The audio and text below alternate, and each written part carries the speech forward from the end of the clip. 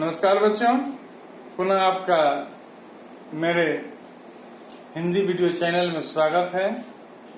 मैं डॉक्टर विनय कुमार सिंह अपने हिंदी चैनल हिंदी गुरु और गाइड डॉक्टर सिंह में उम्मीद करता हूं कि आप इस चैनल में जितने विषयों पर अलग अलग वीडियो बनाए गए हैं, निसंदेह आप की रुचि के अनुसार है, आपके पसंद के अनुसार विषयों का चुनाव किया गया है। और इस उम्मीद के साथ पुनः आज मैं आपके सामने जिस विषय को लेकर आया हूं वह है भारतीय आर्य भाषा परिवार। पिछले वीडियो में इस बात की चर्चा की गई थी कि विश्व में 3000 के आसपास भाषाएं हैं और उन्हें 12 भाषा परिवारों में बांटा गया है। बिल्कुल सही सुना आपने, विश्व की भाषाओं को 12 भाषा परिवारों में बांटा गया है, जिसमें एक है भारोपीय भाषा परिवार। भारोपीय भाषा परिवार का अभिप्राय हुआ भारत यूरोपीय भाषा परिवार, और उसी परिवार की एक शाखा है जिसका नाम है भारतीय आर्य भाषा परिवार। बच्चों, आपकी जानकारी के लिए यहाँ पर इस बात की चर्चा करनी आवश्यक है कि भारतीय आर्य भाषा परिवार के अंतर्गत खास तौर से उत्तर भारत की भाषाएं आया करती हैं, जिसमें मुख्य रूप से हिंदी, पंजाबी, सिंधी, गुजराती, मराठी, असमिया, उड़िया, बंगला, कश्मीरी आदि भाषाएं हैं। यानी ये तमाम भाषाएं भारतीय आर्य भाषा परिवार के अंतर्गत प्रयुक्त हुआ करती हैं, बोली जाती हैं, लिखी जाती हैं। निसंदेह यहाँ आपकी जानकारी के लिए मैं बताने का प्रयास करूं कि यहाँ फिलहाल हम द्रविड़ परिवार की भाषाओं का जिक्र नहीं कर रहे हैं। निसंदेह भारतीय आर्य भाषा परिवार के अंतर्गत उत्तर भारत में प्रयुक्त होने वाली भाषाएं ही आती हैं, जिनका प्राचीन रूप वैदिक संस्कृत में मिलता है।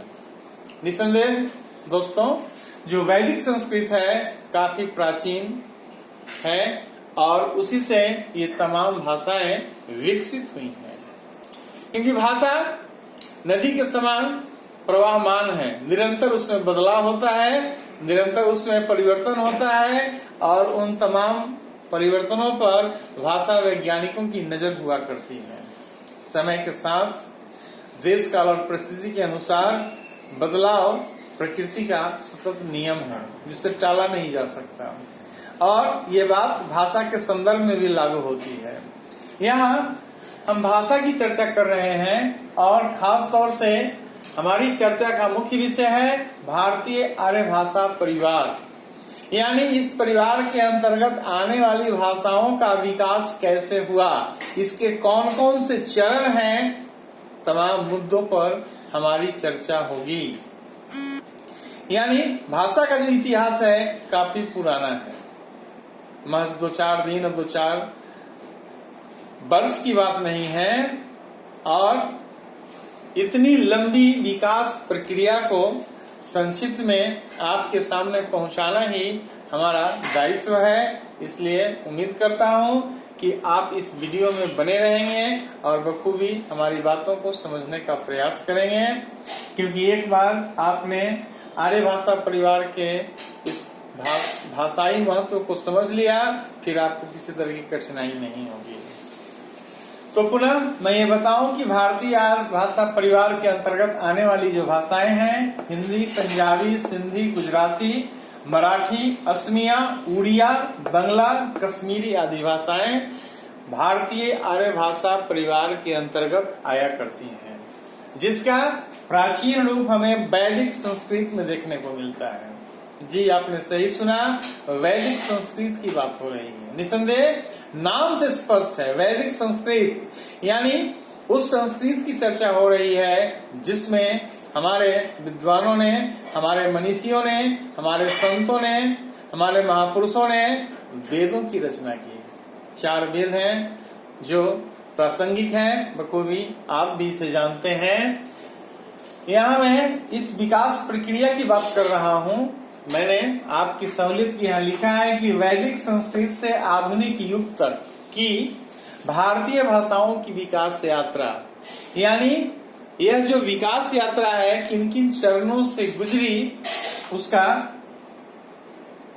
एक क्रमिक ग्राफ मैं आपके सामने प्रस्तुत कर रहा हूं, ताकि बखूबी आप जान लें इसे देखकर कि किस तरह भाषाई विकास यात्रा यहाँ प्रस्तुत है और बखूबी हम समझेंगे।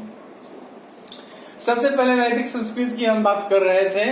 नाम से स्पष्ट है, वैदिक संस्कृत यानी वेदों की रचना निश्चित रूप से हुई इसी काल में, इसी चरण में। और यह जो काल है वैदिक संस्कृत का, हुआ है 1500 ईस्वी पूर्व से लेकर 800 ईस्वी पूर्व तक। बच्चों, ईस्वी पूर्व की बात हो रही है, आप इसे गौर से सुनेंगे। वैदिक संस्कृत में वेदों की रचना की गई थी, जो आपकी जानकारी के लिए बड़ा ही महत्वपूर्ण है। निसंदेह आप इसे याद रखेंगे, भूलेंगे नहीं। जैसे ही वैदिक की बात आती है, वेदों की रचनाओं का ध्यान हमारे मस्तिष्क में आ ही जाता है अनायास। निश्चित रूप से आप भुलाए भी नहीं भूल पाएंगे। वैदिक संस्कृत के बाद की जो विकास प्रक्रिया है, विकास यात्रा है, उसे हम कहते हैं लौकिक संस्कृत।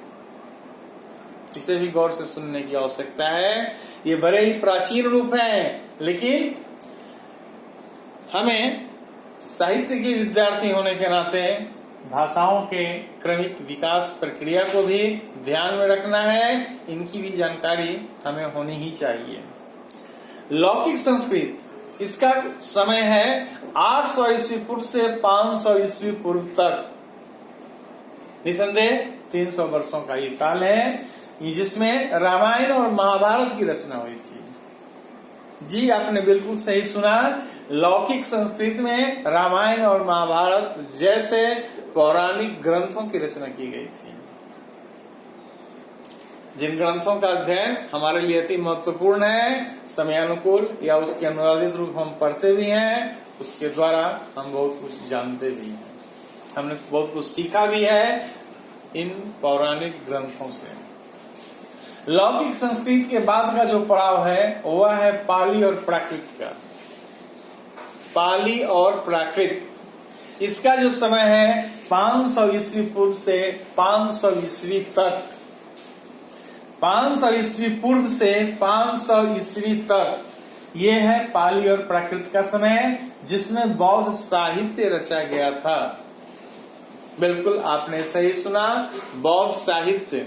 निसंदेह बौद्ध धर्म से जुड़ा जो साहित्य है उसकी रचना पाली और प्राकृत में हुई थी। उन दिनों इस भाषा का प्रचलन था, इसी का प्रचार प्रसार था, इसलिए उन दिनों की जो रचनाएं हैं इसी में लिखी गई। पाली और प्राकृत के बाद का जो चरण है वह है अपभ्रंश। अपभ्रंश का जो समय है 500 ईस्वी से 1000 ईस्वी तक। निसंदेह 500 वर्षों का है। इसका भी समय, इसका भी अंतराल काफी लंबा है, जो प्राकृत का परिवर्तित रूप है। यानी प्राकृत भाषा में जो बदलाव हुआ, उसमें जो परिवर्तन हुआ, उसे हमने अपभ्रंश के नाम से जाना। ये जानकारी भी हमारे लिए अति महत्वपूर्ण है। और अपभ्रंश के बाद का जो पड़ाव है वह है हिंदी तथा अन्य भारतीय आर्य भाषाएं, जो 1000 ईस्वी से आज तक की विकास यात्रा में चर्चा का विषय है। तो बखूबी यहाँ पर बच्चों हमने देखा कि किस तरह भारतीय आर्य भाषा की जो विकास प्रक्रिया है, उसकी जो विकास यात्रा है, उसके अलग अलग जो चरण हैं, उनको मैंने समयानुकूल कालखंड के अनुसार बखूबी दर्शाने का प्रयास किया है, ताकि आप भारतीय आर्य भाषा परिवार की विकास यात्रा को भली भांति समझ लें, आपको कोई परेशानी नहीं हो। निसंदेह यहाँ तमाम जिन तथ्यों का खुलासा किया गया है, जिन तथ्यों का जिक्र किया गया है, वे अति महत्वपूर्ण हैं और मैं उम्मीद करता हूं कि आपके लिए यह जो विषय है काफी महत्वपूर्ण है, जिसका लाभ आप प्रतियोगी परीक्षाओं में ले सकते हैं, स्कूली या फिर विद्यालय विश्वविद्यालय के पाठ्यक्रम में भी ले सकते हैं।